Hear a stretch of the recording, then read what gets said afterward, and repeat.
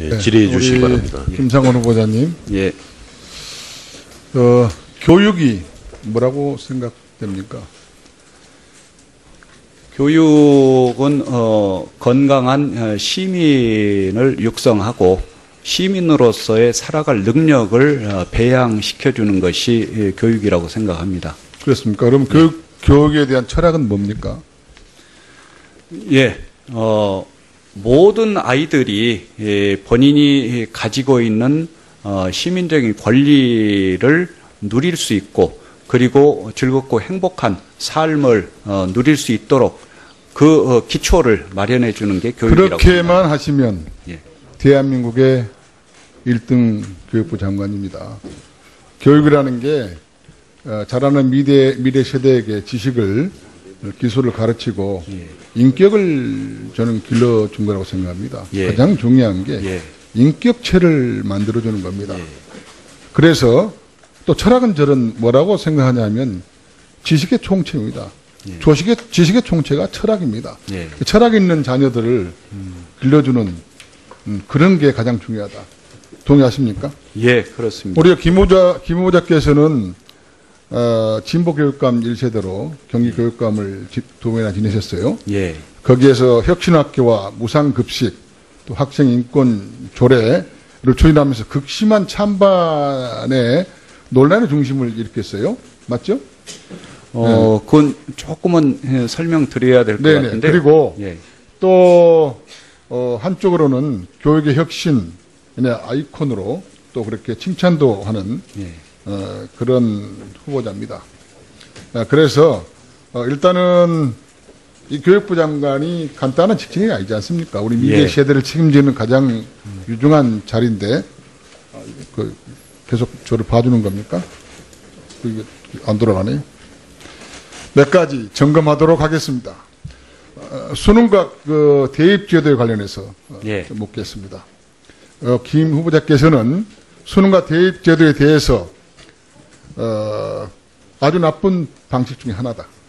그리고 익숙한 나쁜 제도와 결별을 선언해야 된다고 얘기했습니다.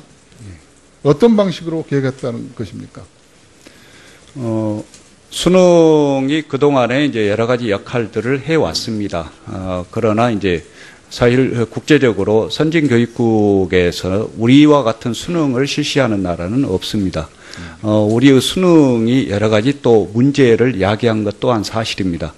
그래서 수능이 일으킨 문제를 해소하면서 보다 대학 입시를 공정하게 만들 수 있는 방향으로 대학 입시 제도를 바꾸어야 한다고 생각을 합니다.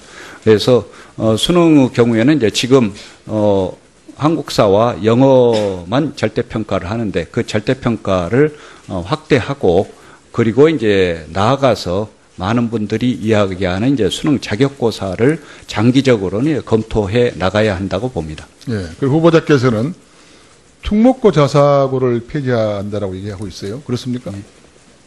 예, 특목고 중에서 이제 외고와 국제고 그리고 그러니까, 자사고가 여러 가지 병폐를 안고 있기 때문에 접근 시각 자체가 잘못된 거 단계 자사고나 특목고가 잘 사는 집 자녀들만 모여 있고 그룹핑을 하겠다는 건 일종의 특권의 교육적 발상이라고 표현하고 있거든요. 예. 그런데 제가 볼 때는 사람마다 이게 기능이 다릅니다.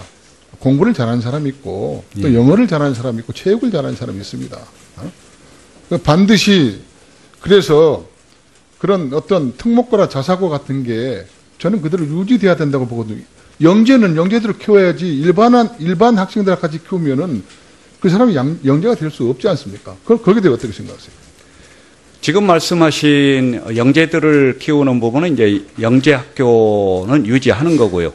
그리고 이제 과학고라든가 예체능고는 유지하는데 바로 외고 국제고가 왜 문제냐 하는 것은 바로 대학 입시 학원화하기 때문에 문제입니다. 예를 들면은 외고 국제고가 자기의 전문 분야인 어문학 계열에 응시하는 그 비율은 31%에 불과합니다. 그러나 이제 과학고와 영재고가 이공계에 응시하는 비율은 무려 94% 정도입니다. 그런 문제가 있고요. 그리고 이제 예를 들면은 이제 서울대 입시에서 작년 입시에서 바로 일반고의 자사고나 이 외고 국제고가 일반고에 비해서 한 5% 남짓밖에 안 되는데 서울대 들어가는 합격생은 일반고가 한 48%인데 자사고, 외고, 국제고 합치면은 무려 35%입니다. 이건 상당히 왜곡이 되어 있다는 말씀인데요. 그야말로 그 대학 입학을 위한 전문 학원화 되어 있는 그런 한계들을 어떻게 극복해 낼 건가 하는 고민은 해야 된다는 생각입니다. 네. 그 우리 세 번째로 대학 구조 관해서 좀 몇 가지 묻겠습니다. 예. 지금 우리 후보자께서는 학벌 사회 구조와 대학 세월의 경쟁화를 그대로 두고는 안 된다고 이렇게 얘기하고 있습니다. 서울대 지방대 간에 지원금 2, 3배 차이가 나고 그래서 서울대는 대학원 중심으로 가고 학부 기능을 점차 축소하겠다고 그렇게 얘기했는데 어떤 면에서 그렇게 얘기하고 있습니까? 서울대는 이제 우리나라 대학들 중에서는 이제 연구 중심 대학에서 가장 중심을 잡고 있는 이제 대학입니다. 그래서 이제 서울대가 연구 중심 대학으로 가도록 키우고 발전시켜 내는 것은 이제 당연한 일이라고 생각하고요. 그리고 이제 특히 대학과 관련해서는 이제 서열화되어 있다는 게 문제지 않습니까? 그래서 지금 문재인 정부의 이제 교육 공약 중에 바로 거점 국립대학을 적극적으로 지원해서 키워내겠다. 그리고 거점 국립대학을 중심으로 해서 지방대학이 성장할 수 있도록 조건을 만들어 가겠다. 이런 말씀을 드리고 있습니다. 우리 후보자께서는 공영형 사립대 육성책을 얘기했어요. 예. 공영형 사립대 30곳을 지정하겠다. 그렇게 말씀하셨죠? 예. 예. 상식적으로 부실대학에다가 예산 지원을 핑계로 정부에서 관성이사를 파견해서 대학의 자율권을 갖다가 이걸 자율권을 주지 않는 이렇게 말이 되겠습니까? 그게 관치대학 같은데 그게 정부에서 대학을 규제하겠다는 거 아닙니까? 그렇죠? 다시 말하면 대학을 길들일 수 있다는 건데 박근혜 정부도 그렇게 했지 않습니까? 총장을 선출했는데 1위 후보가 있는데 1위 후보를 안 시키고 2위 후보를 시키고 정권이 입만 맞는 대로 말이죠. 이렇게 못된 짓을 했어요. 그런데 우리 김 후보자께서 이게 저는 말이 안 된다고 보는데 이게 이렇게 할 수 있습니까? 이게 독재적 발상 같은데? 그렇지 않습니다. 대학도 사실은 이제 공공성을 갖는 이제 교육기관이지 않습니까? 그리고 사실 다 아시다시피 우리나라처럼 이렇게 사립대학이 절대 다수인 나라가 없습니다. 그래서 대학의 공공성을 키워내는 게 또 국가의 책임이라고 봅니다. 그런데 이제 공영형 사립대학은 아까 말씀하신 그 부실대학을 공영형으로 지정한다든가 그럴 것이 아니라 바로 이제 지역에서 중요한 역할을 할 수 있는 대학, 이런 대학들을 키우는 방향으로 공영형 사립대학 정책을 펴 나가고자 이제 그렇게 하고 있습니다. 근데 나라 돈으로 부실대학 비리사항만 연명시킬 수도 있고 거점형 공립대 육성 정책이 대학의 하향 평준화로 또 가는 그 우려가 있단 말이죠. 거기에 대해서는 어떻게 생각합니까? 지금 그 예전에 7, 80년대하고 지금을 비교하면은 지방에 있는 거점 국립대학은 엄청나게 쇠락해 있습니다. 다 아시지 않습니까? 그래서 그 부분을 다시 한번 회복시켜 내야 대학의 서열주의도 해소시킬 수 있고, 그리고 이제 지방의 인재들이 지방 국립대학을 비롯해서 지방의 주요한 대학들에 가서 거기에서 성장할 수 있는 기회를 만드는 게 필요하다고 봅니다. 그런 차원에서 드리는 말씀입니다. 저는 그 얘기가 아니고 예. 이게 전에 박근혜 정부처럼 그런 식으로 말이죠. 어떻게 보면은 자율성이 보장되지 않고 이 관치 경영이라는 것이 정부에서 간섭하겠다는 겁니다. 이 정부에서 간섭하겠다는 것은 과도하게 간섭하면 전 정부랑 똑같은 그런 피해를 입을 수밖에 없어요. 그런 부분을 정말 민주적으로 누가 보더라도 합리적으로 해야 된다고 생각하는데 어떻게 생각합니까? 예, 바로 그 말씀 적극적으로 동의합니다. 공영형 사립대학은 뭐 정부에서 처음부터 지정하는 것이 아니라 사립대학 이러이러한 조건을 가진 사립대학이 지원하면은 그 속에서 이제 선정하는 방식으로 나아갈 것으로 생각합니다. 정책도 조금 위험한 부분이 있어서 다시 재검토하면서 한번 생각해 주시기 바랍니다. 의원님께서 우려하시는 부분 충분히 다시 고려하도록 하겠습니다. 예, 예. 예, 수고하셨습니다. 처음에 그 시계를 작동을 안 해놔가지고 다른 의원님보다 좀 많이 하시게 됐습니다. 우리 행정실장이 지금 다른 일을 보러 뭐 방학으로 가다가. 자, 다음에는 조은현 위원님 질의하여 주시기 바랍니다.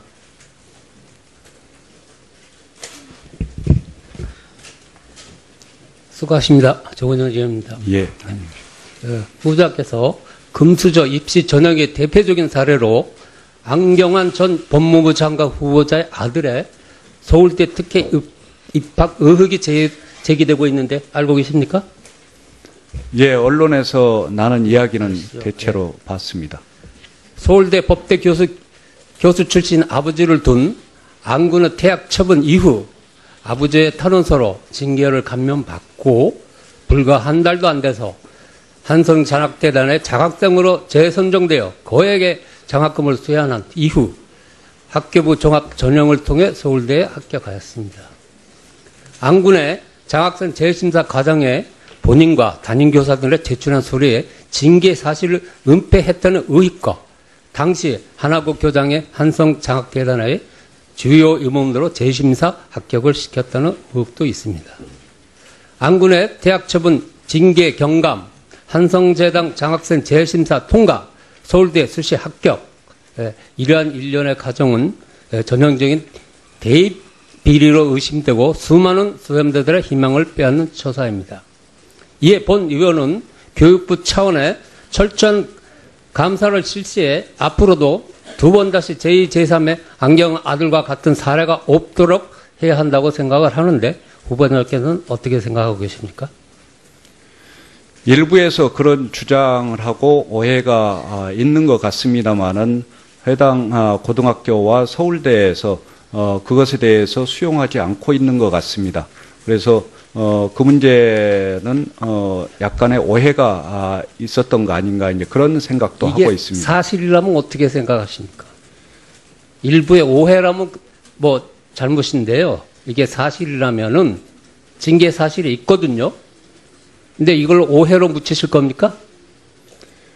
제가 언론에서 본 걸로는 이제 학생부에 기재되는 경우는 학폭의 조치 결과가 기재되는데 그 경우는 이제 학폭의 조치 결과가 아니었던 걸로 이제 기억을 합니다만은 아무튼 그렇게 언론에서 여러 가지로 문제 제기함에도 불구하고 해당 고등학교와 서울대에서 그에 대해서 다른 조치를 하지 않는 것을 보면은 나름대로 판단이 있는 것 같습니다. 그러면 조치를 안 하시겠다는 그런 생각이시네요.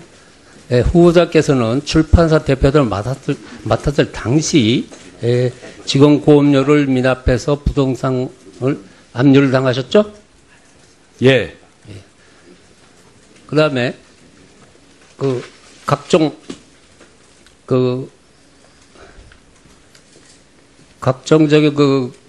교통 위반을 하셔가지고 과태료로 안 내셔가지고 자동차를 압류 당하셨죠? 예, 저도 이번에서 알았습니다. 예. 근데 제가 생각에는 압류 해체까지 2년 동안 걸렸습니다. 예, 그걸 모르고 있었기 때문에 그런 사실을 이번에 알았는데 참으로 분명히 그 점은 송구스럽게 생각합니다. 분명히 본인 힘으로 나왔고 독촉장도 날라왔습니다. 그걸 하루 이틀도 아니고 2년 동안이나 몰랐다는 것은 사실 일반적인 상식적으로는 이해하기 힘듭니다. 또한 제가 몰랐다, 밑에 사람이 잘못이다, 그렇게는 납득이 잘 안 갑니다. 이건 밑에 사람 문제가 아니라 이제 제 책임입니다. 제가 그렇게 소홀히 부주의하게 했다는 건 제가 그동안에 제대로 이제 체크하지 못한 것, 그 점 송구스럽게 생각합니다. 사실 이건 뭐 어찌 보면 작은 문제지만은 예. 제가 이 작은 문제를 들고 일어나는 것은 큰 일을 만약에 하셨을 경우 예. 이런 작은 일부터 바로 잡아야 되지 않나 그렇게 생각을 합니다. 예, 유념하겠습니다. 그 문재인 대통령의 5대 인착은 알고 계시죠? 5대 인사 원칙. 아, 예. 거기에 대해서 그 인사 원칙을 세운 이유를 뭐라고 생각하십니까? 아마 본인께서 생각하시는 그런 기준이라서 제가 그에 대해서 말씀드리는 것은 적절하지 않을 것 같습니다. 예. 그러면은 그 5대 원칙을 부합하지 않는 사람은 중용하지 않겠다는 것인데 스스로 본인이 생각하셨을 때 그 몇 개, 5개 중에 몇 개에 해당하다고 생각하십니까? 글쎄요, 저는 제가 거기 5대 원칙에 어긋나는 경우는 없는 거 아닌가 그렇게 네, 하나도. 생각을 그럼 해봅니다. 제가 생각에는 충무대가 필요 없을 것 같습니다. 또한 아침부터 여태까지 이 야당 의원들께서 왜 질문을 하겠습니까? 여태까지. 후보자님의 그 의견은 내가 옳고 상대방은 틀리다. 나는 깨끗하다. 그래서 청문회는 하지 안 해도 될 것 같다고 생각이 듭니다. 그거에 대해서 어떻게 생각하십니까? 의원님들께서 국무회의 후보자를 청문회 하는 것은 법에 따라서 하시는 것이고 또 당연히 자질과 능력을 검증해야 된다고 봅니다. 그래서 청문회는 필요하다고 봅니다. 노웅래 의원께서도 그 표절에 대해서 그 표절이 아니다. 뭐 그런 말씀을 하셨는데 일부분은 부적절하다고 생각을 하시죠? 그렇게 말씀하셨죠? 지금의 윤리 원칙에 따르면 이제 부적절하다라고 그렇게 판정을 한 것이라서 아니 그러니까 수용합니다. 전혀 나는 틀리지 않았는데 부적절한 부분까지도 안 틀렸다. 잘못이 없다. 그런 말씀이십니까? 그때 당시의 기준과 관행으로는 이제 틀리지 않았다라는 그 말씀을 드리는 아니 그러니까 겁니다. 그 부적절한 부분도 없었다. 나는 하나도.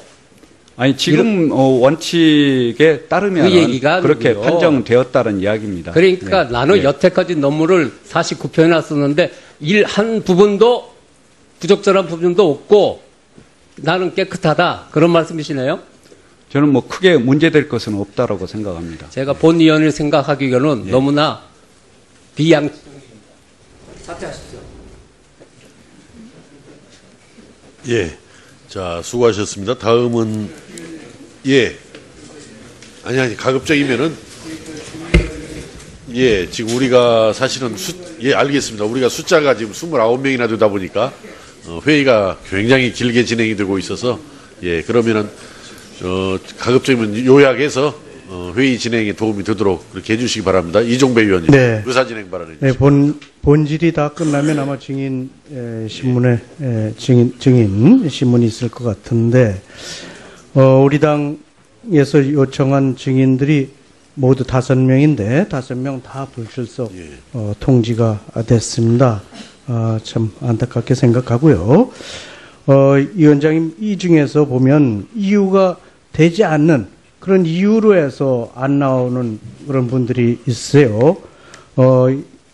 몇 번 보면 전현수 증인 신청했는데 전현수 씨 이분은 불출석 사유서가 생계 사유로 출석하지 못한다. 이렇게 사유가 되는 거예요, 이게. 그 다음에 또 이중기 공무원이죠. 경기평생교육학습관 총무부장, 종전 비서실장 했던 사람인데 이분은 최근 급격한 체중 감소로 진찰 결과 정밀검사 실시 등의 이랬어요. 오늘 정밀검사 했는지도 안 했는지 잘 모르겠고 하루 종일 하는지 그것도 잘 모르겠고요. 이런 사유도 안 되는 걸 가지고 이렇게 불출석 사유서 내면 그냥 그대로 넘어가야지 되는 건지 이게 모르겠어요. 그래서 이 이중기 증인 경우 보니까 좀 전에 우리 교육문화체육관광위원회에서 국정감사 때 2번이나 불러도 2번 다 안 왔더라고요. 그래서 나중에 뭐 억지로 이렇게 참 연락해서 증인으로 출석한 것으로 알고 있는데, 이게 아주 이런 상습적 아니에요, 이런 분들은. 그럼 이런 분들에 대해서 위원장님 그냥 이렇게 이런 사유서 보고서 사유도 안 되는 그냥 사유서 냈다고 해서 그냥 넘어갈 일은 아니잖아요. 이 문제에 대해서는 위원장님은 우리 위원회에서 결정한 증인이기 때문에 강력하게 출석 촉구를 해주시길 부탁드립니다. 그리고 안 되면 필요하면 우리 동행명령도 할 수 있거든요. 우리 위원회 의결로 할 수 있으니까 그런 방법도 강구할 수 있으리라고 생각됩니다. 예. 사실은 그래서 저도 어제 그 중간 결과 보고를 받고 대단히 참 우려스러운 점이 많아서 우리 행정실을 통해서 증인 신청을 한 위원님들한테 좀 그런 사유라든지 현재까지 진행된 내용을 보고를 좀 드리라고 이렇게 말씀을 드리기도 했고, 특히 지금 현재 우리가 증인 신청한 사람들 중에서 2분은 연락이 안 되는 분들이 2분이나 있어요, 현재까지. 그래서 이렇게 연락이 안 된다라는 것은 이 대명천지 21세기 대한민국에서 참 있을 수 없는 일이다. 이 정보화 시대를 지금 구가하고 있는데, 그래서 이런 문제도 뭔가 이 청문회 제도를 보완할 필요가 있겠다라는 생각이 들고요. 방금 이정배 의원님 말씀하신 대로 이 불출석 사유를 제출하고 출석하지 않는 경우들, 어찌 보면 사유 같지 않는 사유를 제출하고 나오지 않는 경우에 대한 책임을 어떻게 물어야 할 것인지, 이런 문제들에 대해서는 우리가 이번 인사청문회가 끝나고 난 다음에라도 어떤 제도 개선 차원에서라도 보다 좀 강화를 하고, 그러나 현재까지 오늘은 지금 현재 우리가 많이 신청을 했는데 지금 현재까지는 4분만 지금 출석하기로 지금 예정이 돼 있어서 오늘은 아마 4분을 중심으로 그 증인 신문을 해야 될 수밖에 없다라는 그런 사정을 말씀드리면서, 예.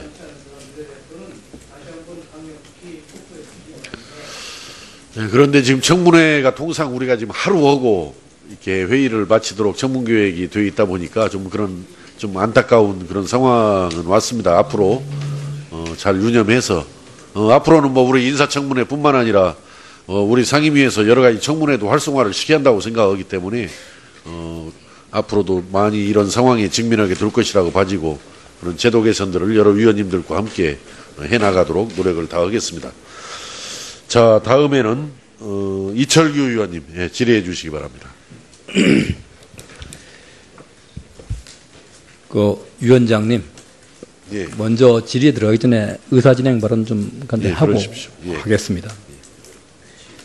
오전에 저는 이 청문회가 우리 후보자의 국가관이라든가 또는 도덕성 외에 앞으로 이 교육의 수장을 맡았을 때 추진할 정책이 과연 우리 국익에 도움이 되는지, 또 교육 현장에 혼란을 가져오지 않을지, 이런 정책 검증이 필요하다는 생각에서 자료를 요구했습니다. 우리 또 위원장님께서 아침에 강력히 부처와 또 우리 후보자에게 오전 중에 좀 제출을 하든지 아니면 최소한도 와서 이 열람이라도 할 수 있게끔 이 조치를 하라고 지시를 하셨음에도 불구하고, 요구를 했음에도 불구하고 아직까지 어떤 연락도 반응도 없습니다. 여기에 대해서 상당히 유감을 표명하지 않을 수가 없습니다. 이런 상태에서 청문을 한다면 과연 무엇을 해야 될지, 또한 그러다 보니까 자연히 도덕성이라든가 또는 이 국가관에 대한 이 검증을 할 수밖에 없고요. 국가관에 대한 검증에 대해서 사상 검증이라고 또 이렇게 우리 여당 의원들께서 우려를 하고 또 이 지적을 하는 경지에까지 왔습니다. 다시 한번 이 자료를 2015-16-17년도 대학 수능시험 이 분석 자료를 제출할 수 없는 것인지 한번 이 위원장님께서 한번 물어봐 주시고, 안 된다면 또 다른 결정을 내리겠습니다. 예. 아마 조금 있으면은 교육부에서 가부간에 그 자료 제출과 관련돼서는 아마 정리해서 뭐 각 위원님들께 보고가 있을 것으로 압니다. 그래서 일단 그 보고를 조금만 기다려 주시고요. 어떻든 거듭 이 자료 제출 문제 가지고 이 하루 한정된 이 청문회 시간을, 많은 그 소중한 귀중한 시간을 이렇게 허비하는 점에 대해서 정말 개탄스럽게 생각을 합니다. 저도 이게 뭐 국회가 과연 참 뭐 필요한가, 국회의 존재론에 대한 생각에서부터 참 무용론까지 생각이 들 정도로 그 하루밖에 안 되는 그 청문회 시간, 그 중에 한정된 시간을 자료 제출 가지고 의사진행 발언으로 이렇게 시간을 허비하고 있는 이 현실이 참으로 개탄스럽다는 생각을 들고, 그 자료 제출의 미온적인 정부 측에 대해서, 특히 후보자 측에 대해서 대단히 유감스럽다라는 말씀을 드리면서, 지금이라도 더 이상 자료 제출에 대해서 앞으로 이 회의가 끝날 때까지 논란이 되지 않도록, 논의가 되지 않도록 각별하게 자료 제출 문제 챙겨주시기 바랍니다. 자, 질의하시기 바랍니다. 우리 후보자님, 예. 예, 질의를 좀 하겠습니다. 좀 거북스럽더라도 답변을 좀 성실하게 해주시기 바랍니다. 예, 예, 알겠습니다. 우선 우리 동료 의원님께서 이미 후보자님들께서 그동안 이 발언하셨거나 또 이 저술 또는 문서로서 이렇게 이 공개된 내용에 대해서 이의가 없는 부분 사실로 전제를 하고 질문을 드리겠습니다. 예. 우리 후보자님, 우리 대한민국 사회가 아직까지도 이 자본으로부터 여전히 노동자들이 지배받고 있는, 예속되어 있는 사회라고 생각하십니까? 아까도 말씀 올렸습니다만 이제 간단히 좀 말씀해 저는 주시겠습니다. 자본주의 경영학자로서 네. 자본주의 시장 경제 중심으로 발전되어 나가는데 거기에서 파생되는 병폐라든가 문제들을 해소하는 게 필요하다는 생각입니다. 그렇다면 좀 예. 과장된 표현이 아닙니까, 이게요? 예, 뭐 때로는 과장된 표현일 수도 있죠. 예. 네, 학자적 양심으로 그런 주장을 하셨다고 하는데, 이 우리 국민 다수는 저에게 지금 문자가 많이 와가지고 질문을 예. 드리는 겁니다. 이거 꼭 예, 좀 예. 질문을 해달라고. 그래서 드리는데 전 지금까지 그 생각이 변함이 없습니까? 아닙니다. 제가 교육감에 출마하면서부터는 생각이 바뀌셨습니까? 학자로서 했던 활동은 일단 유보하고 오로지 우리 아이들을 위한 네, 교육에 알겠습니다. 최선을 다하고 있습니다. 그다음 또 다른 현장에서 하신 말씀인데요. 억압과 착취가 없는 뭐 그런 나라, 그런 사회 했는데, 지구상에 이 억압과 착취가 없는 국가가, 그런 사회가 있다고 생각하십니까? 뭐 얼마나 그러한 것이 이제 해소되느냐의 차이가 있겠습니다만은 지금까지는 뭐 그런 사회는 없다라고 봅니다. 네. 예. 이상의 그칠 뿐이지 지금 그런 사회가 없다라고 보고 계신다, 이런 말씀이죠? 예, 예, 그렇습니다. 그렇습니다. 그 다음에 지금 우리 6.25 한국 전쟁에 대해 가지고 이걸 지금 여러 이 학계에 있는 분들도 이게 성격을 여러 가지로 이게 규정하고 있던데, 우리 후보자님께서는 6.25 한국 전쟁이 제국주의에 맞선, 미제국주의에 맞선 민족 해방 전쟁이라고 보시는 건 아니죠? 저는 그렇게 생각하지 않습니다. 예. 그러면 북한의 침략 전쟁이라고 예, 보시는 겁니까? 남침이라고 봅니다. 명확하게 예. 북한에 의한 예. 침략 전쟁으로 정의하시는 거죠? 예, 그렇습니다. 네, 알겠습니다. 다음에 국가보안법 예. 철폐를 주장하셨는데, 지금도 국가보안법은 존재해서는 안 될 악법이고 쓰레기통으로 던져져야 할 폐물이라고 생각을 하십니까? 그동안에 헌법재판소라든가 법령의 개정으로 해서 많이 개선이 되었습니다만은 아직도 이제 한두 조문은 문제가 있다라고 이제 그런 문제 제기들이 있는 것을 알고 있습니다. 네, 그럼 국가보안법에 예. 어떤 조항의 문제, 조문의 문제라든가 또는 그 적용 과정에서의 부작용에 대해서는 이 보수나 진보나 다 같이 우려하고 고쳐야 된다는 필요성을 주장하는 분들도 있습니다.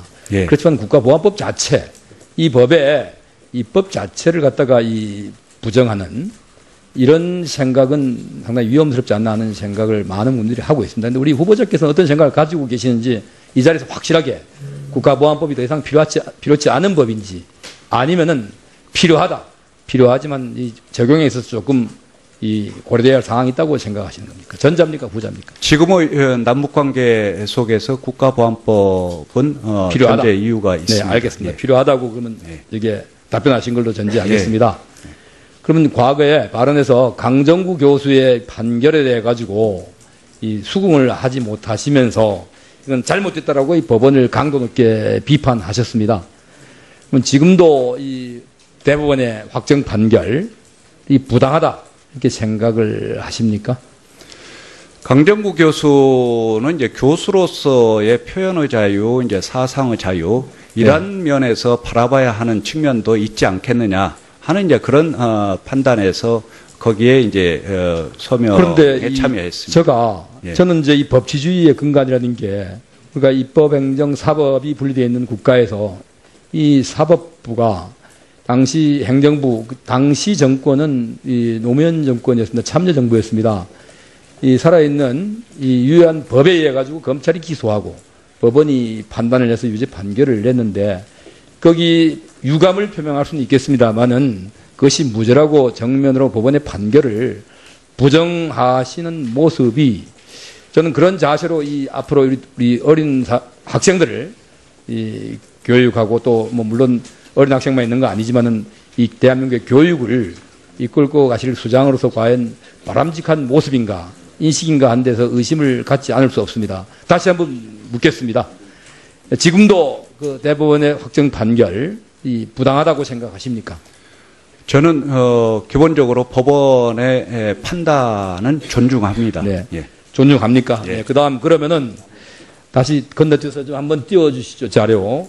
우리 조금 우려되는 게 있어서 한 가지만 더 이어서 묻겠습니다. 우리 후보자께서 말이죠. 이 청문회를 준비하기 위해서 이 교육부에서 팀이 구성된 걸 알고 계시죠? 예. 거기에 아까 우리 존경하는 우리 김석기 위원께서 여기에 참여하고 있는 이 송현석이라고 하는 우리 아마 우리 후보자님의 측근으로 알고 있습니다. 예. 이분이 이 청문회 팀에 합류해서 실장이라는 직책으로 교육부 공무원들을 지휘하고 또 직접 현장에서 필드에 뛰었는데 이걸 우리 후보자께서 허락하거나 또는 지시하신 적이 있습니까? 없습니까? 실제로 오해에서 빚어져 가지고 이제 언론에 난 것 때문에 저로서도 안타깝습니다. 그러니까 그러면 저게 송현석 씨는 저에게 이제 그동안에 비서실장으로서 역할을 몇 년간 해왔습니다. 그리고 이제 예전에 활동을 했습니다마는 그 후에 모든 게 해소되어서 경기도교육청 공무원으로도 취업을 했고 의원 보좌관으로도 취업한 사람입니다. 그리고 이번에는 저하고 오래 일을 했기 때문에 제 신상에 대해서 도움을 좀 주면 좋겠다 이렇게 요청을 해서 신상 관련해서 도움을 주려고 와 있을 뿐입니다. 예, 수고하셨습니다. 예. 예. 자, 이제 간사님들만 남았습니다. 바른정당의 김세연 간사님, 질의해 주시기 바랍니다. 예, 후보자는 오늘 여러 차례 본인의 이 소개를 하면서 자본주의 경영학자다 이렇게 소개를 하셨습니다. 예. 그렇죠. 그런데 쓰신 논문들 보면은 자본주의 경영학 관련 논문이 없는데 이건 어떻게 된 일입니까? 제가 기업과 노사관계에 관해서 논문들을 많이 썼는데요. 예. 그건 다 자본주의 경영학자의 입장에서 예. 기업과 노사관계가 가지고 있는 문제들 예. 이걸 어떻게 풀어낼 것인가. 예, 주로 사회주의 기업의 자주관리적 노사관계 모형 뭐 이런 박사학위 논문을 비롯해서 좀 관련성이 좀 떨어지는 것이 아닌가 생각이 드는데 아무튼 알겠습니다. 그런데 그 한국연구재단에서 한국학술지 인용 책임, 즉 KCI급 국내 전문학술지 등재 논문 살펴보면은 몇 편인지 아시죠? 단 2편이 있습니다. 예, 그러니까 이게 학술 논문으로서 가치가 있는, 즉, 뭐 본인이 직접 인용을 하거나 또는 다른 동료 학자들이 인용을 하는 그런 권위를 인정받는 논문이 2편이 있는 겁니다. 그러니까 25년 넘게 학계에 계셨는데 13년에 한 편씩 KCI급 논문을 발표를 하신 거죠. 그렇죠. 제가 그동안에 KCI나 KRI에 대해서는 별 관심을 안 가졌습니다. 예, 알겠습니다.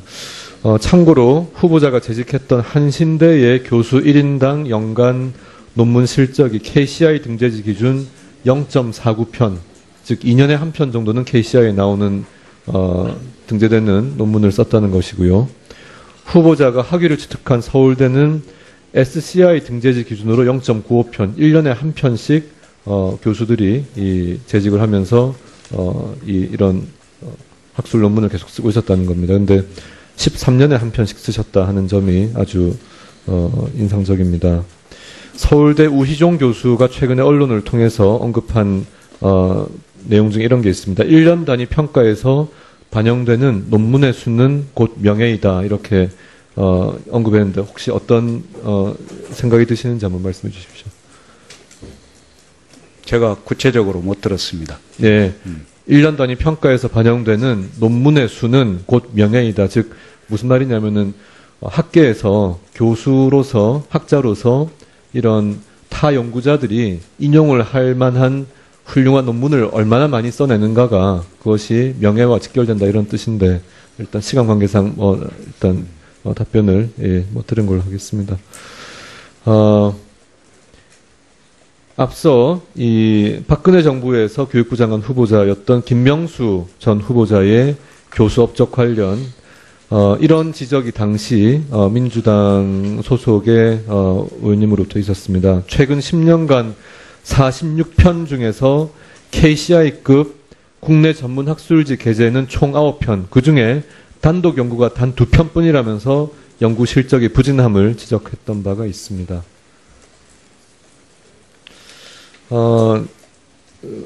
또 이 최근에 국정기획자문위원회에서 인선 배제 5대 원칙에 대한 수정안을 낸 거 아시죠? 즉 논문 표절에 대한 수정안을 냈습니다. 무엇이냐면 논문 표절의 경우 관련 기준이 마련된 시점 이후에 대해서만 문제를 삼고 그 이전에 대해서는 관용을 베풀기로 이렇게 개정안을 냈습니다. 그런데 그렇더라도 그에 예외가 되는 것이 박사 등, 즉 박사나 석사 학위 등 그 연구자의 이 캐리어에 중대한 어떤 의미를 가지는 이런 논문에 대해서는 그 시점 이전의 표절이라 하더라도 관용을 베푸는 대상에서 제외한다. 그러니까 박사학위, 석사학위 논문 등은 여기에 포함되지 않는다는 것입니다. 알고 계십니까? 예. 2007년도 과학기술부가 연구윤리 확보를 위한 지침을 제정했습니다. 이것을 2011년도에 교육과학기술부가 개정하면서 기존 지침에 포함되었던 검증 시효를 삭제했습니다. 무슨 말이냐면은 개정 사유는 진실성을 검증하는 데 있어서 시효가 있어서 안 된다. 이런 지적이 있었기 때문에 이러한 삭제 조치를 했습니다. 그런데 이번에 국정기획자문위원회에서 만든 개정안은 개선안이 아니라 개악안이죠. 왜냐하면 2007년도, 11년도를 거치면서 정부에서 만들었던 지침조차도 후퇴를 시키는 것입니다. 그런데 국정기획자문위에서 만든 이 개악안에 따르더라도 박사학위, 석사학위는 여기에서 예외로 간주되지 않는다는 것을 충분히 인지하시겠죠. 예, 아까 말씀 들어서 알고 그렇죠. 있습니다. 그런데 특히 후보자는 석사 학력으로 1983년 9월에 한신대학교에 전임 강사로 임명되었고 이후에 조교수, 부교수 등을 거쳐서 계속 승진을 하셨습니다. 그렇기 때문에 석사학위 논문을 통해서 전문 연구자로서 자격을 부여받은 것인 만큼 그 논문의 중요성이 더 크다고 할 수 있겠죠. 예. 그렇죠? 예. 2013년 독일의 아네테 샤반 교육부 장관이 장관직을 사퇴하고 대학으로부터 학위도 박탈당한 일이 있습니다. 혹시 들으셨습니까? 모릅니다. 그런 일이 있습니다. 그런데 그 이유가 30년 전에 쓴 박사 논문에서 10%가량이 표절이었다. 이 이유 때문에 교육부 장관 사퇴하고 대학에서 학위를 박탈당했습니다. 후보자께서 아까 서울대 연구진실성위원회에서 연구 부정행위가 아니라 부적절 행위이기 때문에 사퇴할 사안이 안 된다. 이런 판단을 하셨죠. 예. 부정행위가 있다면 어떻게 되겠습니까? 즉 표절이다. 이렇게 판명이 나면 어떻게 되시겠습니까? 어떻게 하시겠습니까? 부정행위라고 판명이 난다면은 그건 뭐 그에 맞게 판단을 해야 되겠죠. 거기에 맞게 판단하는 것은 사퇴하신다는 말이죠. 사퇴까지 포함해서 판단해야 되겠죠. 예, 사퇴까지 포함하되 연구 부정행위, 즉 표절로 판명이 난다면 사퇴하시겠다 이렇게 받아들여도 되겠죠. 뭐 그렇게 생각하셔도 좋습니다. 예. 네. 6월 28일자로 서울대 연구진실성위원회에서 그 해당 위원회 운영규칙 제3조 3호에 따라서 중대한 사안인 경우에는 석사학위 논문에 대해서도 시효에 관계없이 조사에 착수하겠다고 했습니다. 그 결과를 기다려보고 만약에 연구 부정행위로 판명이 난다면 받아들이겠습니다. 예, 알겠습니다. 자, 김세현 위원님 수고하셨습니다. 다음은 송기석 위원님 질의해 주시기 바랍니다. 네, 안녕하십니까. 광주 서구갑 국민의당 송기석 의원입니다. 오늘 여러 의원님들 질의에서 우리 후보자님하고 약간 오해가 있는 부분이 있어서 제가 명확히 한번 해두고 가겠습니다. PPT 좀 보여줘 보시죠. 교육부에서는 그러니까 2015년 11월 3일 날 연구윤리 확보를 위한 지침을 이렇게 냈습니다. 자, 다음 페이지 보시죠. 거기에 보면 표절에 대해서 이렇게 개정을 했습니다. 표절은 다음 각목과 같이 일반적인 지식이 아닌 타인의 독창적인 아이디어 또는 창작물을 적절한 출처 표시 없이 활용함으로써 이렇게 돼 있고요. 그 A씨로 타인의 연구 내용 전부 또는 일부를 출처를 표시하지 않고 그대로 활용하는 경우 표절을 이렇게 교육부에서 연구윤리 확보는 지침으로 이렇게 정의를 했습니다. 자, 다음. 지금 후보자께서는 서울대 진실성위원회의 그 심의 결과를 가지고 표절이 아니라고 말씀하시는데요. 서울대 이 연구윤리 지침에 보면 거기는 표절의 정의를 따로 하지 않습니다. 그 지침 자체에 그냥 연구 부정행위와 연구 부적절 행위 두 개만 나누었습니다. 그리고 진실성위원회에서 이제 예비조사 결과 관행이라든가 여러 가지 사정 이런 거에 보아서 부정행위는 아니다. 그렇지만 윤리 위반 정도는 경미하다. 다만 이건 부적절 행위에는 해당된다. 이렇게 했어요. 그래서 지금 후보자께서는 서울대 진실성위원회에서 연구 부정행위가 아니라고 판단했기 때문에 저의 박사 논문은 표절이 아니다. 이런 논리로 주장하시는데 그건 전혀 타당하지 않다는 점을 먼저 지적합니다. 제 이야기가 맞습니까?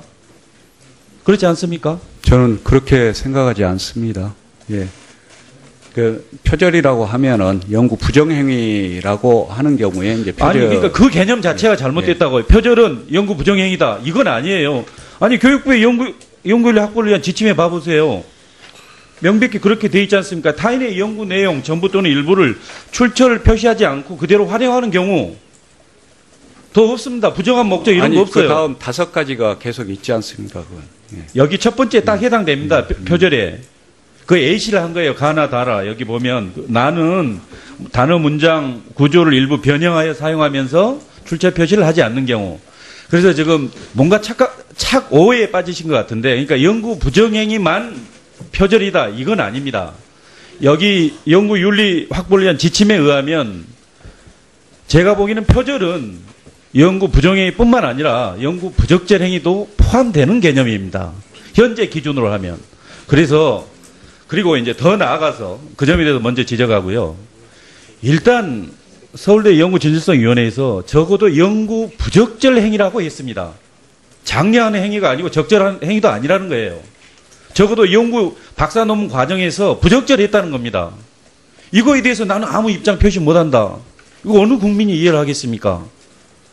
다른 부처 장관 후보자도 아니고 가장 엄격하게 연구윤리를 준수하셔야 될 교육부 장관 후보께서 적어도 좋아요. 표절이란 말은 일단 자체 두고라도 연구 부적절 행위로 판정을 했지 않습니까? 그러면 그에 대해서는 최소한 죄송하다는 입장 정도 표명을 해야 되는 거 아닙니까? 어떻습니까?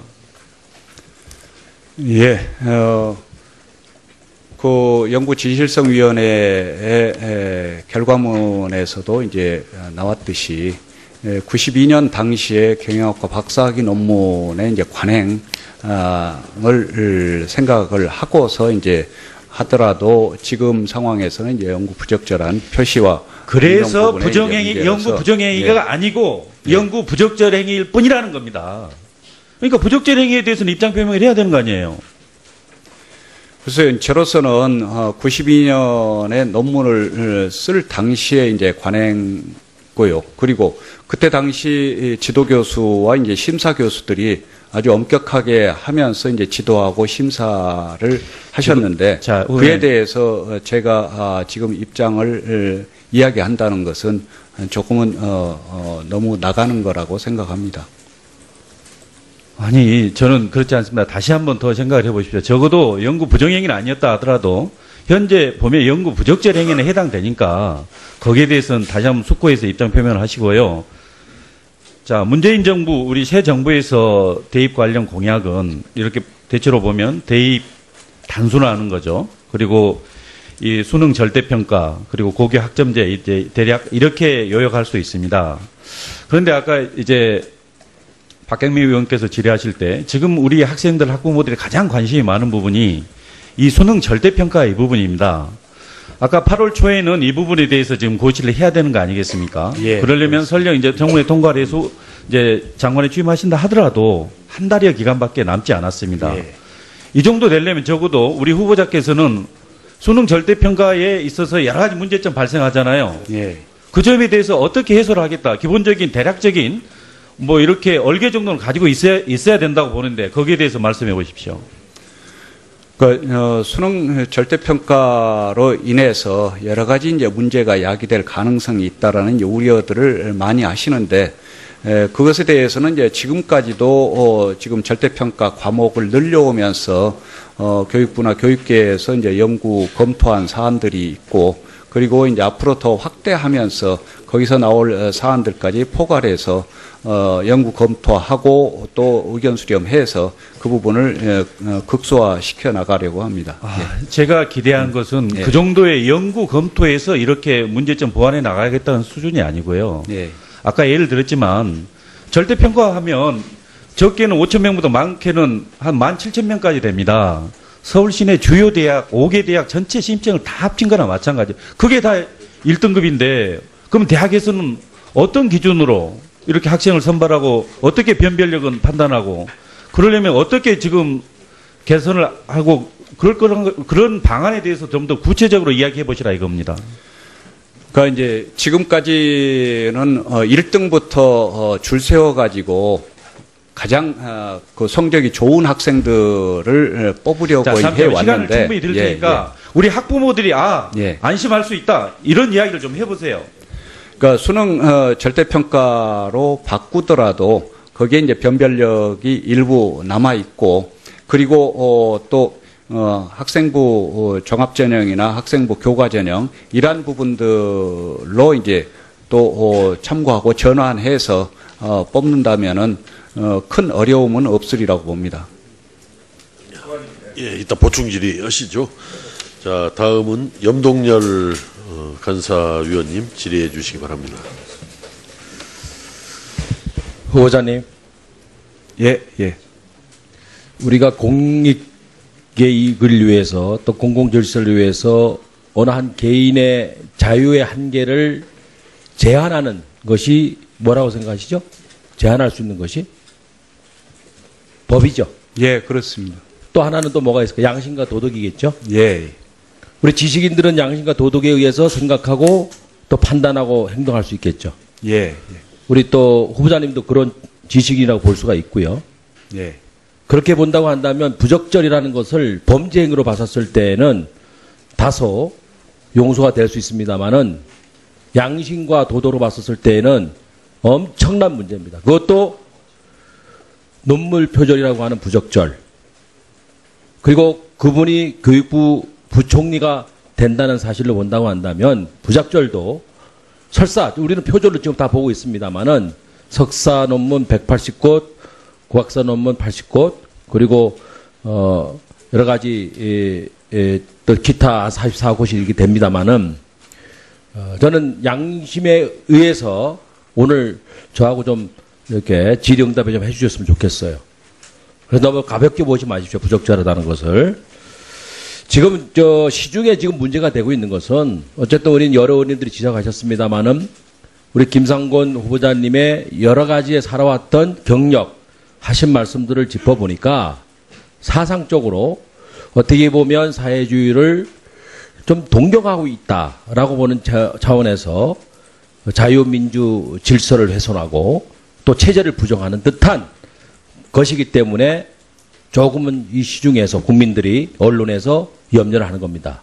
두 번째로는 다른 쪽도 아니고 바로 교육부총리가 논문 표절이라고 하는 이런 중대한 문제를 가지고 어떻게 앞으로 이제 박사, 석사 될 수많은 학생들 그리고 현재 교수들 그분들 과연 어떻게 통솔할 수 있겠는가 하는 심각한 문제입니다. 이 두 가지 문제가 아마 오늘 야당 의원들에게 매우 고민이 됐고 참 부적절한 우리 교육부총리 후보자다라는 생각에 심각하게 생각하는 겁니다. 그런데 막상 제가 지금 오늘 하루 종일 앉아서 보니까 후보자님께서는 양심의 잣대를 전혀 갖고 있지 않아요.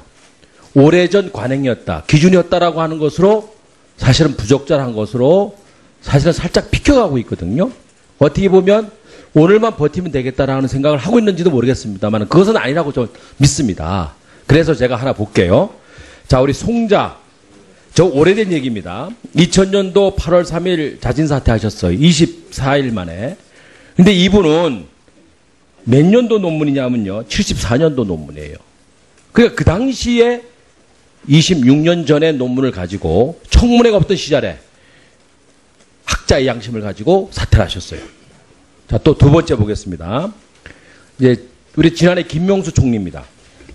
이분은 2014년 6월 13일 날 지명을 받아서 우리가 청문회를 7월 9일 날 했는데 차수 변경해서 이틀간 했습니다. 근데 지명된 철회 일자가 7월 15일이에요. 근데 이분도 논문에 결정적으로 표절이라고 하는 증거가 없었어요. 우리 야당 의원님, 그 당시에 지금 여당 의원님들, 야당 의원님들의 이런 의혹, 오늘 야당 의원님들이 이야기하는 이런 의혹을 한 것밖에 없어요. 제가 우리 여당 의원님들 좀 물론 실명으로 해도 문제는 없습니다만은 계시기 때문에 한번 보시죠. 예, 우리 여기 계신 분입니다. A 의원께서도 이렇게 쭉 사퇴하시라고 그랬어요. 이거 눌러요. 음성. 그런데 아직 여전히 사퇴하실 의향은 없으신 거죠? 자, 또 B 의원도 한번 보시죠.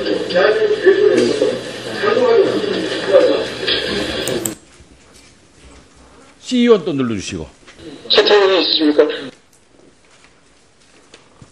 그러면 이분들은 당시 학교 가는 걸 원하는데 사퇴를 했어요. 자, 이 청문회가 있고 난 뒤에 며칠 뒤에 김명수 전 부총리는 사퇴를 하셨습니다. 저도 그분의 이런 논문에 대해서 나름대로의 여당 의원으로 변론했었습니다만 억울했습니다. 그런데 사퇴하셨어요. 그것이 바로 제가 아까 말씀드렸던 범죄 행위가 아니라 하더라도 지식인으로서의 양심, 교육자로서의 기준에 부적절했기 때문에 그분은 사퇴를 하셨어요. 근데 오늘 김상곤 우리 후보자님 사퇴 안 하시겠어요? 네? 안 하시겠어요? 그래도 사퇴 안 하시겠습니까? 예, 사퇴할 안 하는 이유가 사안은 뭡니까? 아니라고 봅니다. 양심이 없는 것이죠. 아닙니다. 아니 예. 지금 얘기하셨습니까? 김명수 총리는 그 당시에 훨씬 더 우리 후보자보다도 덜 갖고 있는 의혹인데도 불구하고 양심을 갖고 사퇴를 하셨어요. 그리고 한국 교육을 위해서 사퇴를 하셨습니다. 더 보겠습니다. 우리 김병준 총리 보겠습니다. 이 김병준 총리는요, 실질적으로 오늘 부출석 사유서에서 억울했다. 그리고 검찰 조사에서 이중 게재는 실질적으로 무혐의를 받았어요. 그리고 제가 그분하고 여러 번 대화를 했습니다. 적어도 몇 번 만나서 대화를 했는데 이 표절에서 너무 억울하게 생각해요. 근데 청문회를 마쳤어요. 그리고 그 의혹 하나만으로도 이분은 사퇴를 하셨어요. 근데 거기에 사퇴를 교육의 발전을 위해서 또 교육의 양식을 위해서 지식인들의 기준을 만들기 위해서 우리 후보자께서 김병준 후보에게 공식적으로 사퇴를 요구하셨어요. 사퇴하신 거예요. 그런데 우리 후보자 사퇴 안 하시겠어요? 사퇴하실 마음 없습니까? 경우가 다르다고 경우가 생각합니다. 훨씬 더 김병주 총리가 후보자의 의혹보다도 훨씬 더 덜합니다. 그리고 무혐의라고 하는 사실관계, 법적인 관계로 이미 정리가 됐어요. 그런데 아직까지 의혹 속에 있어요. 석사 130곳, 박사 80곳 이런 의혹 중에 있습니다. 이 의혹만으로도 130자도 아닙니다. 130곳이에요. 이것은 실수가 아닙니다. 그리고 이 논문들이 다 30년 전 논문들이에요. 이 김병주 총리도 88년도 논문이에요. 어? 그런데 사퇴하셨습니다. 그때 기준과 그때 간행에 전혀 문제가 없었지만 사퇴하신 거예요. 그런데 오늘 후보자께서 계속 오래전 관행이었고 기준이었다. 저는 여기서 김상곤 후보자가 오늘 하루 종일 버텼지만 이 부분에 대해서는 버틸 수가 없겠다는 생각을 하고 오늘 질의를 하는 겁니다. 자, 이 김병준 전 총리는 30년 전에 논문 그리고 발표했지 않은 논문을 가지고 사퇴를 했는데 그것도 우리 김상곤 후보가 사퇴하라고 했던 장면이 있는데 왜 본인에게 사퇴는 왜 그렇게 넣어놓은 겁니까? 그 말씀해 주세요. 왜 네. 본인에게는 넣어놓은 겁니까? 김병준 전 부총리의 경우하고는 다르고요. 그때 제기됐던 문제들. 예. 김상곤 후보가 총리라도 더 중하라고 하면 사퇴하시겠어요? 그때 가서? 아까 말씀드렸듯이 어떻게 김상곤 후보자가 남의 논문에 대해서 그렇게 쉽게 판단하는 문제는 아니라고 했는데 어떻게 김병준 전 총리의 논문을 잘못했다고 얘기할 수 있을까, 감히. 그리고 그분을 사퇴시켰잖아요. 자, 정리를 해주시고 이따 보충 질문 해주시기 바랍니다. 예. 답변해 주세요. 네? 보충 드릴 때. 자, 잠깐만요. 자, 후보자님. 아까 그 염동열 전 간사님 질문 중에 나왔던 대로 김병준 전 교육부총리와 지금 후보자님의 경우와 어떻게 같고 어떻게 다른지를 좀 답변을 해주시기 바랍니다. 지금 아까 김병준 부총리의 경우와 다르다라고 이렇게 말씀을 하셨는데 결과만 말씀을 하셨는데 그 결과까지를 하지 말고 어떤 점에서 유사한 점이 있고 어떤 점에서 그 김병준 부총리의 경우와 나의 경우는 다르다라는 것을 조금 소신을 가지고 정리를 해서 답변을 해주시기 바랍니다. 네. 제가 기억하기로는 당시에 김병준 부총리는 논문과 관련해서 두 가지 문제가 제기되었습니다. 하나는 제자 논문을 표절했다라는 것이고 다른 하나는 부당한 중복게재 문제였습니다. 그런데 이제 저도 최근에 김병준 전 부총리께서 나오시기로 뭐 이야기를 한다는 것을 언론에서 봤는데 그 뒤에 본인이 해명서를 내시는 걸 읽었습니다. 그러면서 이제 안 나오겠다 하시는 걸 봤는데 거기에 이제 해명서에서 바로 그 제자 논문을 표절한 것은 본인 논문이 제자 논문보다 앞서서 작성되었다. 이렇게 해명하시는 걸 봤습니다. 그래서 약간의 오해가 있었구나 하는 이제 그런 생각을 했습니다만은 아무튼 그 김병준 전 부총리께서 이제 그런 오해와 이제 비판을 받아서 이제 그렇게 된 것 같습니다. 근데 아무튼 그때 제기됐던 김병준 전 부총리의 논문 문제하고 제 논문 문제는 이제 다른 상황이라고 저는 보고 있습니다. 예. 자, 이제 이따가 보충 아니요. 자, 아니요. 오해로 인해서 남의 인생을 다 망쳐놨는데 어떻게 그 오해를 가지고 쉽게 얘기할 수 있습니까? 네? 본인이 그것만 갖고 사퇴하셔야 돼요. 자, 교육부총리 후보자로서 과거에 김병준 총리한테 이런 오해를 불러일으켜서 그때 낭만을 시켰던 계열 그런 것을 위해서라도 사퇴하셔야 돼요. 그때 당시에 그걸 해명하지 않고 몰랐고요. 그리고 예. 자. 그렇지 않습니다.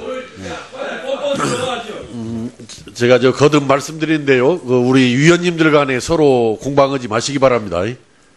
서로 뭐 여당이든 야당이든 위원님들 간에는 서로 가급적이면 최대한 자제를 해서 서로 위원님들 간에 특히 저 국민의당과 바른정당을 제외한 그 야당과 여당 간에 그렇게 공방을 하지 않기를 바랍니다. 예.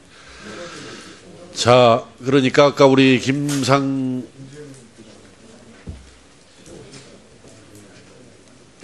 우리 그 후보자님의 지금 말씀은 그 두 가지 점에서 차이가 있다 그런 말씀이네요. 첫째는 뭐냐면은 과거에 김병준 부총리의 경우에는 그 제자의 논문을 이렇게 표절했다라는 점이 있는데, 이제 예를 들어 김 후보자님의 경우에는 제자 논문 표절과는 전혀 거리가 있는 것이고, 또 중복계제 경우가 아까 그 돈을 이제 비용 부담에 있어서 김병준 부총리와 지금 현재 우리 김 후보자님과는 차이가 있다, 지금 이런 말씀이시죠?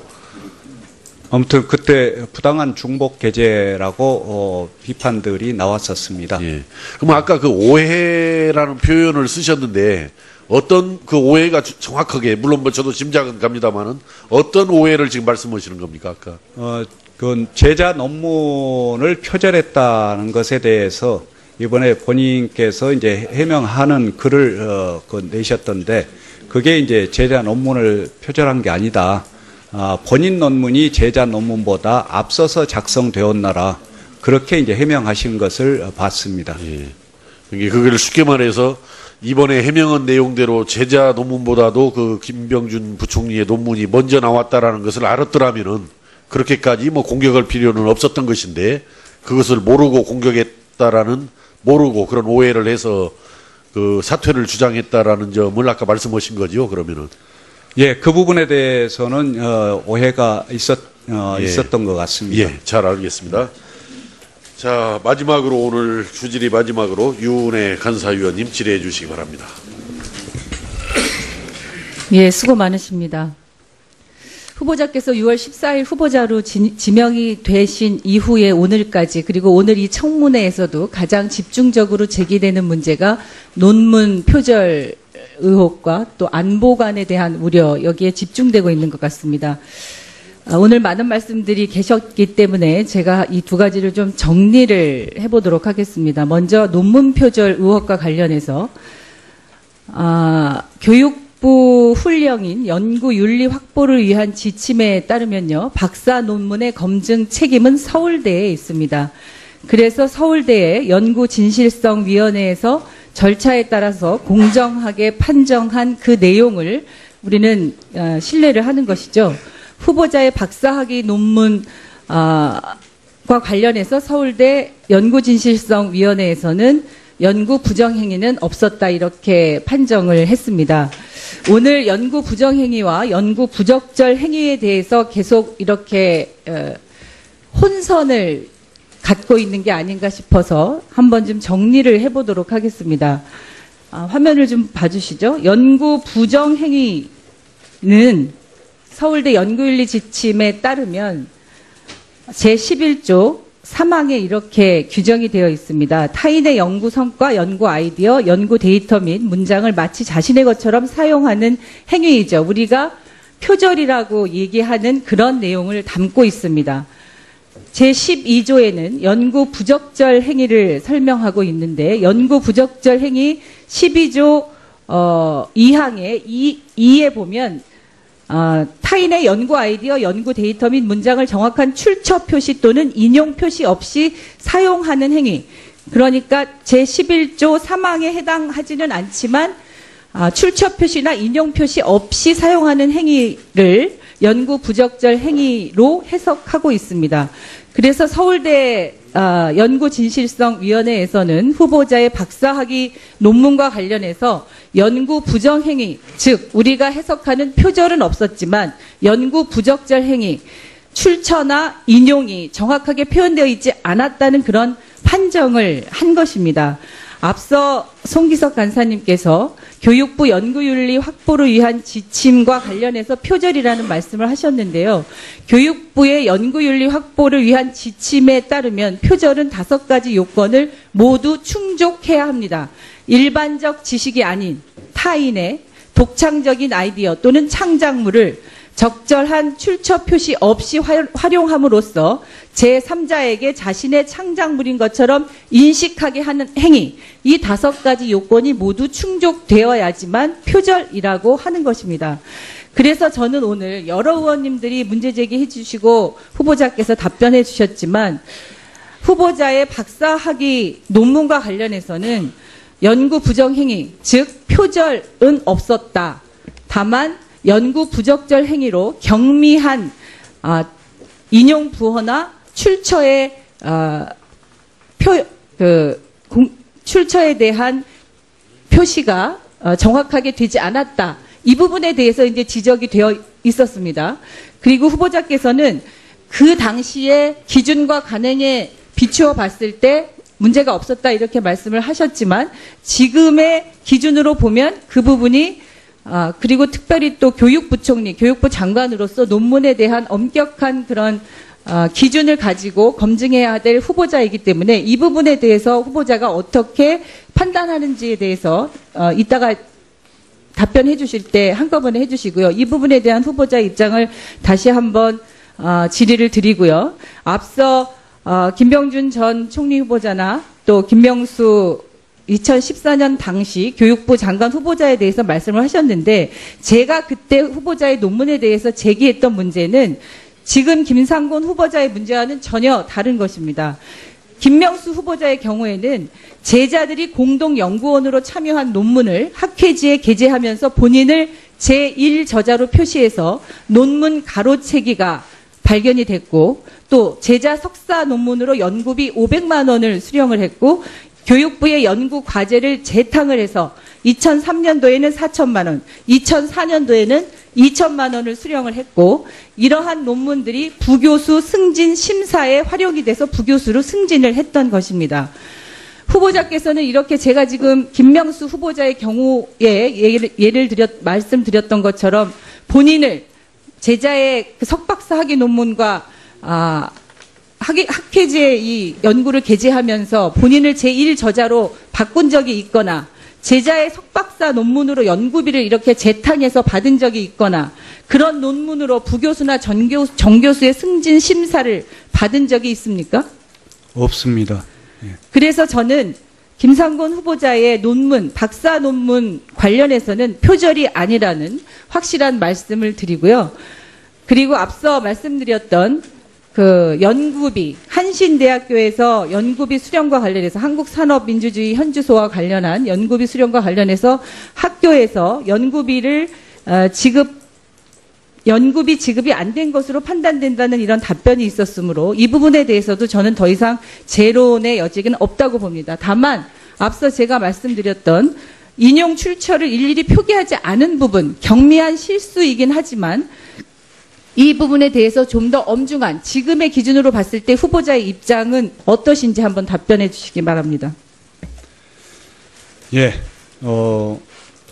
여러 의원님들께서 그 문제를 계속 지적해 주시는데 아까도 말씀 올렸습니다마는 당시의 기준과 관행으로 한 것이라 저 개인적으로 이제 부끄러움과 양심상 가책은 없습니다만은 그러나 이제 최근이지만은 최근에 만들어진 연구윤리 지침에 따르면은 그것이 이제 적절하지 않은 면이 있다라는 것에 대해서는 그것을 수용하고 그 부분 여러분 의원님들께 송구하게 생각합니다.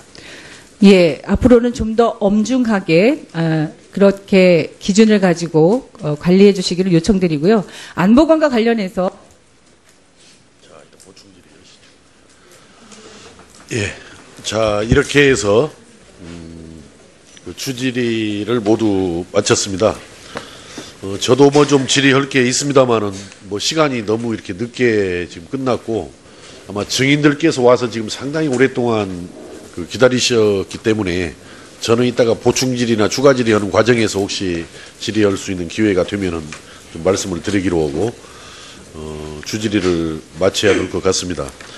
특히 그 위원님들 지금 현재 교육부에서 좀 늦었지만은 인사청문회 그 요구 자료 제출 현황에 대해서 자료를 전부 정리해서 여러 위원님들한테 배부해 드렸는데 그걸 일단 보시면서 이따 보충 질의 시작할 때나 추가 질의 실의할 때 또 참고해 주시고 발언을 해 주시기 바랍니다.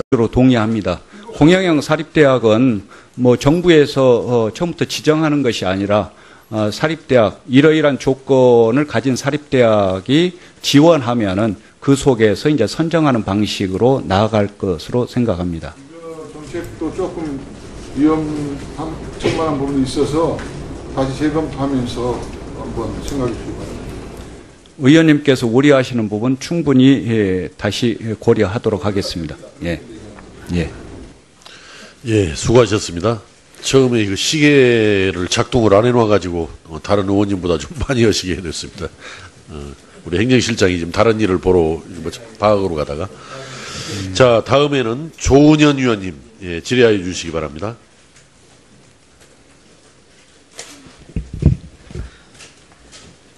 수고하십니다. 조은현 의원입니다. 예. 후보자께서 금수저 입시 전형의 대표적인 사례로 안경환 전 법무부 장관 후보자의 아들의 서울대 특혜 입학 의혹이 제기되고 있는데 알고 계십니까? 예, 언론에서 나는 이야기는 대체로 봤습니다. 서울대 법대 교수 출신 아버지를 둔 안군의 퇴학 처분 이후 아버지의 탄원서로 징계를 감면받고 불과 한 달도 안 돼서 한성장학대단의 장학생으로 재선정되어 거액의 장학금을 수여한 이후 학교부 종합 전형을 통해 서울대에 합격하였습니다. 안군의 장학생 재심사 과정에 본인과 담임교사들의 제출한 서류에 징계 사실을 은폐했다는 의혹과 당시 하나고 교장의 한성장학대단의 주요 임원으로 재심사 합격을 시켰다는 의혹도 있습니다. 안군의 대학 처분 징계 경감, 한성재당 장학생 재심사 통과, 서울대 수시 합격, 이러한 일련의 과정은 전형적인 대입 비리로 의심되고 수많은 수험자들의 희망을 빼앗는 처사입니다. 이에 본 의원은 교육부 차원의 철저한 감사를 실시해 앞으로도 두 번 다시 제2, 제3의 안경 아들과 같은 사례가 없도록 해야 한다고 생각을 하는데 후보자께서는 어떻게 생각하고 계십니까? 일부에서 그런 주장을 하고 오해가 있는 것 같습니다만은 해당 고등학교와 서울대에서 그것에 대해서 수용하지 않고 있는 것 같습니다. 그래서 그 문제는 약간의 오해가 있었던 거 아닌가 이제 그런 생각도 하고 있습니다. 이게 사실이라면 어떻게 생각하십니까? 일부의 오해라면 뭐 잘못인데요. 이게 사실이라면은 징계 사실이 있거든요. 근데 이걸 오해로 묻히실 겁니까?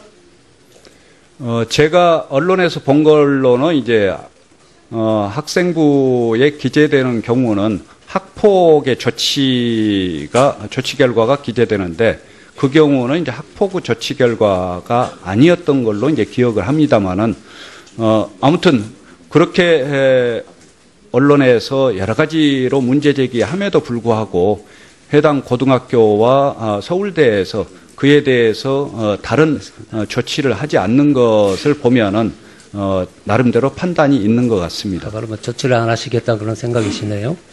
후보자께서는 출판사 대표를 맡았을 당시 직원 고업료를 미납해서 부동산을 압류를 당하셨죠? 예. 그다음에 각종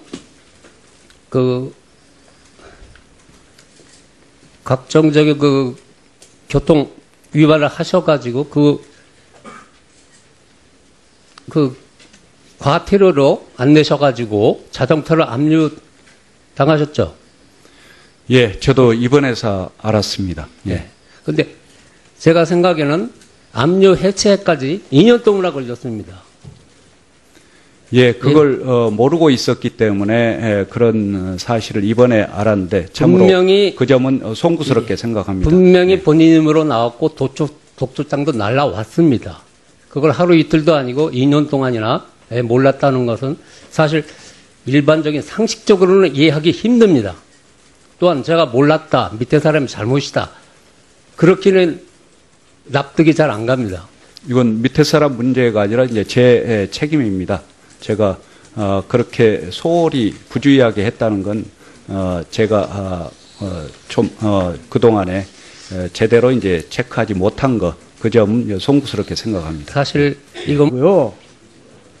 그래서 나중에 뭐 억지로 이렇게 참 연락해서 증인으로 출석한 것으로 알고 있는데, 이게 아주 이런 상습적 아니에요, 이런 분들은. 그럼 이런 분들에 대해서 위원장님 그냥 이렇게 이런 사유서 보고서 사유도 안 되는 그냥 사유서 냈다고 해서 그냥 넘어갈 일은 아니잖아요.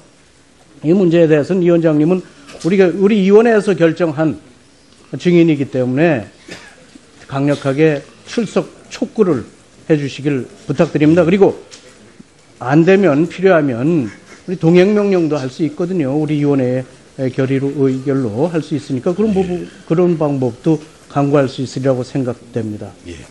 사실은 그래서 저도 어제 그 중간 결과 보고를 받고 대단히 참 우려스러운 점이 많아서 우리 행정실을 통해서 증인 신청을 한 위원님들한테 좀 그런 사유라든지 현재까지 진행된 내용을 보고를 좀 드리라고 이렇게 말씀을 드리기도 했고, 특히 지금 현재 우리가 증인 신청한 사람들 중에서 두 분은 연락이 안 되는 분들이 두 분이나 있어요, 현재까지. 그래서 이렇게 연락이 안 된다라는 것은 이 대명천지 21세기 대한민국에서 참 있을 수 없는 일이다. 이 정보화 시대를 지금 구가하고 있는데, 그래서 이런 문제도 뭔가 이 청문회 제도를 보완할 필요가 있겠다라는 생각이 들고요. 방금 이정배 위원님 말씀하신 대로 이 불출석 사유를 제출하고 출석하지 않는 경우들, 어찌 보면 사유 같지 않는 사유를 제출하고 나오지 않는 경우에 대한 책임을 어떻게 물어야 할 것인지, 이런 문제들에 대해서는 우리가 이번 인사청문회가 끝나고 난 다음에라도 어떤 제도 개선 차원에서라도 보다 좀 강화를 하고, 그러나 현재까지 오늘은 지금 현재 우리가 많이 신청을 했는데 지금 현재까지는 4분만 지금 출석하기로 지금 예정이 돼 있어서 오늘은 아마 4분을 중심으로 그 증인 신문을 해야 될 수밖에 없다라는 그런 사정을 말씀드리면서, 예.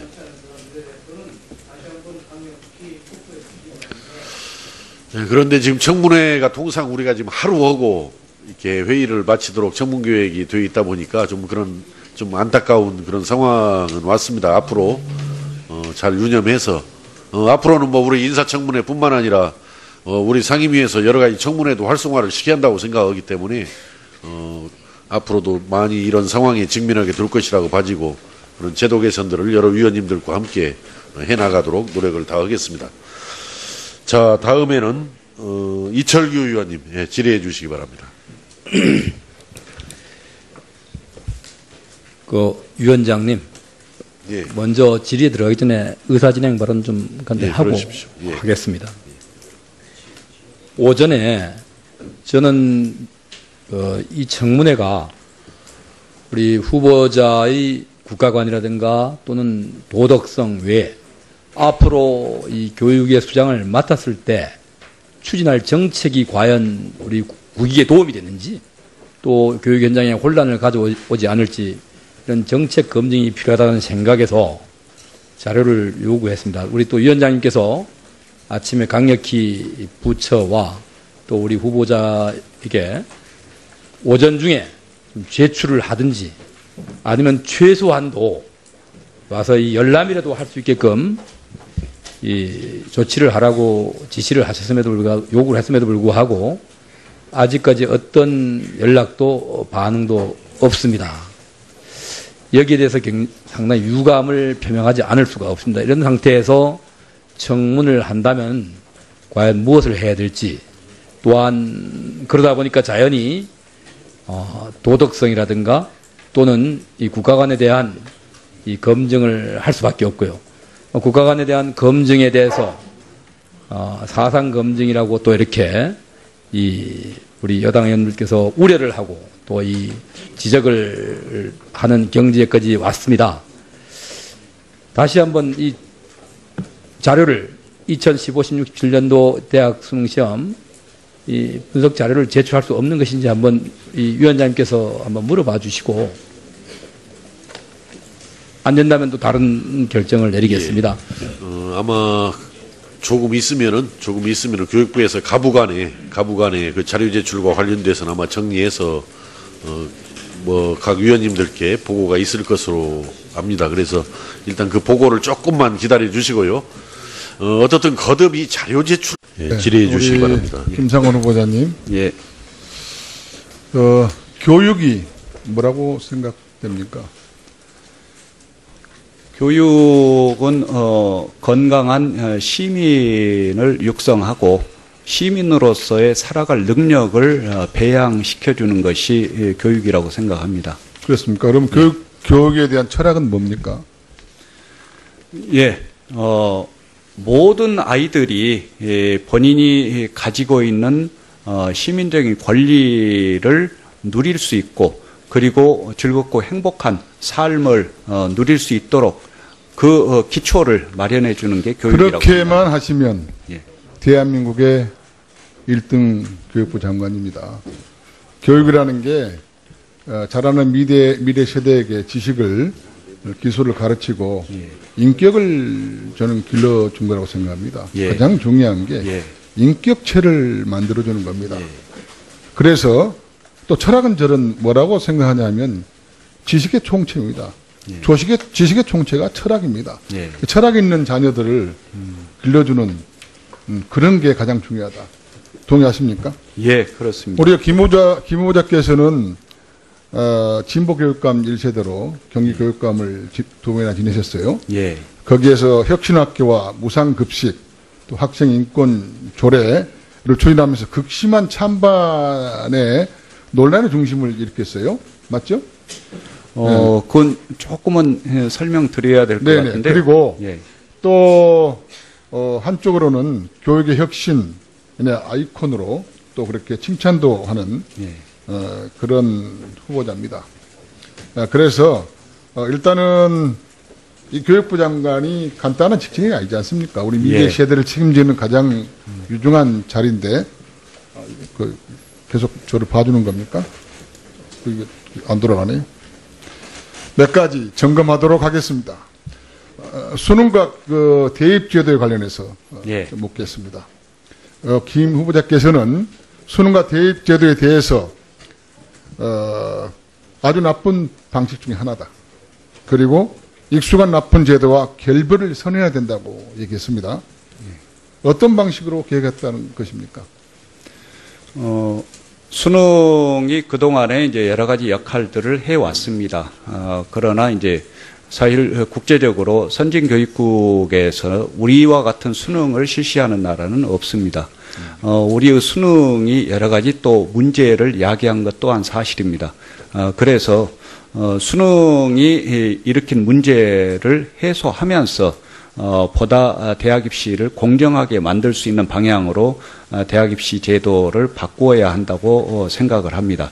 그래서 수능의 경우에는 이제 지금 한국사와 영어만 절대평가를 하는데 그 절대평가를 확대하고 그리고 이제 나아가서 많은 분들이 이야기하는 이제 수능 자격고사를 장기적으로는 검토해 나가야 한다고 봅니다. 예. 그리고 후보자께서는 특목고 자사고를 폐지한다라고 얘기하고 있어요. 그렇습니까? 예, 특목고 중에서 이제 외고와 국제고 그리고 자사고가 여러 가지 병폐를 안고 있기 때문에 접근 시각 자체가 잘못된 거 단계 자사고나 특목고가 잘 사는 집 자녀들만 모여 있고 그룹핑을 하겠다는 건 일종의 특권의 교육적 발상이라고 표현하고 있거든요. 예. 근데 제가 볼 때는 사람마다 이게 기능이 다릅니다. 공부를 잘하는 사람이 있고 또 영어를 잘하는 사람이 있고 체육을 잘하는 사람이 있습니다. 반드시 그래서 그런 어떤 특목고나 자사고 같은 게 저는 그대로 유지돼야 된다고 보거든요. 영재는 영재대로 키워야지 일반 학생들까지 키우면은 그 사람이 영재가 될 수 없지 않습니까? 거기에 대해 어떻게 생각하세요? 지금 말씀하신 영재들을 키우는 부분은 이제 영재학교는 유지하는 거고요. 그리고 이제 과학고라든가 예체능고는 유지하는데 바로 외고 국제고가 왜 문제냐 하는 것은 바로 대학 입시 학원화하기 때문에 문제입니다. 예를 들면은 외고 국제고가 자기의 전문 분야인 어문학 계열에 응시하는 그 비율은 31%에 불과합니다. 그러나 이제 과학고와 영재고가 이공계에 응시하는 비율은 무려 94% 정도입니다. 그런 문제가 있고요. 그리고 이제 예를 들면은 이제 서울대 입시에서 작년 입시에서 바로 일반고의 자사고나 이 외고 국제고가 일반고에 비해서 한 5% 남짓밖에 안 되는데 서울대에 들어가는 합격생은 일반고가 한 48%인데 자사고, 외고, 국제고 합치면은 무려 35%입니다. 이건 상당히 왜곡이 되어 있다는 말씀인데요. 그야말로 그 대학 입학을 위한 전문 학원화 되어 있는 그런 한계들을 어떻게 극복해 낼 건가 하는 고민은 해야 된다는 생각입니다. 네. 그 우리 세 번째로 대학 구조 관해서 좀 몇 가지 묻겠습니다. 예. 지금 우리 후보자께서는 학벌 사회 구조와 대학 세월의 경쟁관을 그대로 두고는 안 된다고 이렇게 얘기하고 있습니다. 서울대 지방대 간에 지원금 2, 3배 차이가 나고 그래서 서울대는 대학원 중심으로 가고 학부 기능을 점차 축소하겠다고 그렇게 얘기했는데 어떤 면에서 그렇게 얘기하고 있습니까? 서울대는 이제 우리나라 대학들 중에서는 이제 연구 중심 대학에서 가장 중심을 잡고 있는 이제 대학입니다. 그래서 이제 서울대가 연구 중심 대학으로 가도록 키우고 발전시켜 내는 것은 이제 당연한 일이라고 생각하고요. 그리고 이제 특히 대학과 관련해서는 이제 서열화되어 있다는 게 문제지 않습니까? 그래서 지금 문재인 정부의 이제 교육 공약 중에 바로 거점 국립대학을 적극적으로 지원해서 키워내겠다. 그리고 거점 국립대학을 중심으로 해서 지방대학이 성장할 수 있도록 조건을 만들어 가겠다. 이런 말씀을 드리고 있습니다. 우리 후보자께서는 공영형 사립대 육성책을 얘기했어요. 예. 공영형 사립대 30곳을 지정하겠다. 예. 그렇게 말씀하셨죠? 예. 예. 예.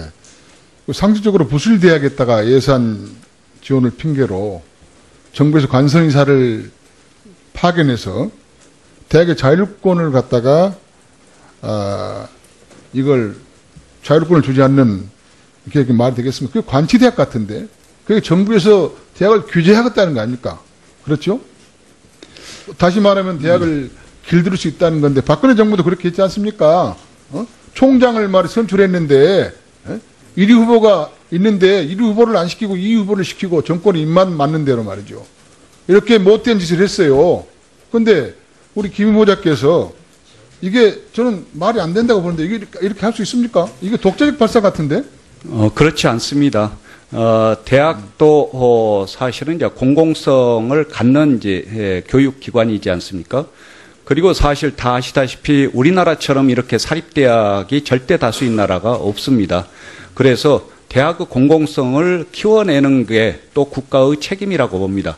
그런데 이제 공영형 사립대학은 아까 말씀하신 그 부실대학을 공영형으로 지정한다든가 그럴 것이 아니라 바로 이제 지역에서 중요한 역할을 할 수 있는 대학, 이런 대학들을 키우는 방향으로 공영형 사립대학 정책을 펴 나가고자 이제 그렇게 하고 있습니다. 근데 나라 돈으로 부실대학 비리사항만 연명시킬 수도 있고 거점형 공립대 육성 정책이 대학의 하향 평준화로 또 가는 그 우려가 있단 말이죠. 거기에 대해서는 어떻게 생각합니까? 지금 그 예전에 7, 80년대하고 지금을 비교하면은 지방에 있는 거점 국립대학은 엄청나게 쇠락해 있습니다. 다 아시지 않습니까? 그래서 그 부분을 다시 한번 회복시켜 내야 대학의 서열주의도 해소시킬 수 있고, 그리고 이제 지방의 인재들이 지방 국립대학을 비롯해서 지방의 주요한 대학들에 가서 거기에서 성장할 수 있는 기회를 만드는 게 필요하다고 봅니다. 그런 차원에서 드리는 말씀입니다. 저는 그 얘기가 아니고 예. 이게 전에 박근혜 정부처럼 그런 식으로 말이죠. 어떻게 보면은 자율성이 보장되지 않고 이 관치 경영이라는 것이 정부에서 간섭하겠다는 겁니다. 이 정부에서 간섭하겠다는 것은 과도하게 간섭하면 전 정부랑 똑같은 그런 피해를 입을 수밖에 없어요. 그런 부분을 정말 민주적으로 누가 보더라도 합리적으로 해야 된다고 생각하는데 어떻게 생각합니까? 예, 바로 그 말씀 적극적으로. 어찌 보면 작은 문제지만은 제가 이 작은 문제를 들고 일어나는 것은 큰일을 만약에 하셨을 경우 이런 작은 일부터 바로잡아야 되지 않나 그렇게 생각을 합니다. 예, 유념하겠습니다. 그 문재인 대통령의 5대 인착은 알고 계시죠? 5대 인사 원칙. 아, 예. 거기에 대해서 그 인사 원칙을 세운 이유를 뭐라고 생각하십니까? 아마 본인께서 생각하시는 그런 기준이라서 제가 그에 대해서 말씀드리는 것은 적절하지 않을 것 같습니다. 예. 그러면은 그 5대 원칙을 부합하지 않는 사람은 중용하지 않겠다는 것인데 스스로 본인이 생각하셨을 때 그 몇 개, 5개 중에 몇 개에 해당하다고 생각하십니까? 글쎄요, 저는 제가 거기 5대 원칙에 어긋나는 경우는 없는 거 아닌가 그렇게 생각을 해봅니다. 제가 생각에는 충무대가 필요 없을 것 같습니다. 또한 아침부터 여태까지 이 야당 의원들께서 왜 질문을 하겠습니까? 여태까지. 후보자님의 그 의견은 내가 옳고 상대방은 틀리다. 나는 깨끗하다.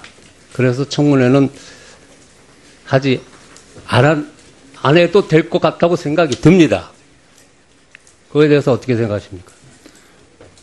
의원님들께서 국무회의 후보자를 청문회 하는 것은 법에 따라서 하시는 것이고 또 당연히 자질과 능력을 검증해야 된다고 봅니다. 그래서 청문회는 필요하다고 봅니다.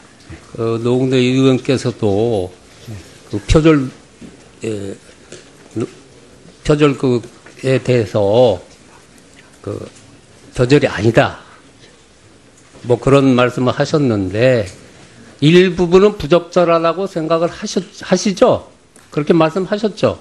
지금의 윤리 원칙에 따르면 이제 부적절하다라고 그렇게 판정을 한 것이라서 아니 그러니까 전혀 나는 틀리지 않았는데 부적절한 부분까지도 안 틀렸다. 잘못이 없다. 그런 말씀이십니까? 그때 당시의 기준과 관행으로는 이제 틀리지 않았다라는 그 말씀을 드리는 아니, 그러니까 겁니다. 그 부적절한 부분도 없었다. 나는 하나도. 아니 지금 원칙에 따르면 그렇게 판정되었다는 이야기입니다. 그러니까 나는 여태까지 논문을 49편이나 썼는데 한 부분도 부적절한 부분도 없고 나는 깨끗하다. 그런 말씀이시네요? 저는 뭐 크게 문제될 것은 없다라고 생각합니다. 제가 본 의원을 생각하기에는 너무나 사퇴하십시오. 예. 자, 수고하셨습니다. 다음은, 아니, 가급적이면은, 지금 우리가 사실은 알겠습니다. 우리가 숫자가 지금 29명이나 되다 보니까, 회의가 굉장히 길게 진행이 되고 있어서, 그러면은, 가급적이면 요약해서, 회의 진행에 도움이 되도록 그렇게 해주시기 바랍니다. 이종배 의원님. 네. 의사진행 발언해 네, 주십시오. 본질이 다 끝나면 아마 증인 신문이 있을 것 같은데, 우리 당에서 요청한 증인들이 모두 5명인데, 5명 다 불출석, 통지가 됐습니다. 참 안타깝게 생각하고요. 위원장님, 이 중에서 보면 이유가 되지 않는 그런 이유로 해서 안 나오는 그런 분들이 있어요. 몇 번 보면 전현수 증인 신청했는데 전현수 씨 이분은 불출석 사유서가 생계 사유로 출석하지 못한다. 이렇게 사유가 되는 거예요, 이게. 그 다음에 또 이중기 공무원이죠. 경기평생교육학습관 총무부장, 종전 비서실장 했던 사람인데 이분은 최근 급격한 체중 감소로 진찰 결과 정밀검사 실시 등의 이랬어요. 오늘 정밀검사 했는지도 안 했는지 잘 모르겠고 하루 종일 하는지 그것도 잘 모르겠고요. 이런 사유도 안 되는 걸 가지고 이렇게 불출석 사유서 내면 그냥 그대로 넘어가야지 되는 건지 이게 모르겠어요. 그래서 이 이준기 증인의 경우 보니까 좀 전에 우리 교육문화체육관광위원회에서 국정감사 때 2번이나 불러도 2번 다 안 왔더라고요.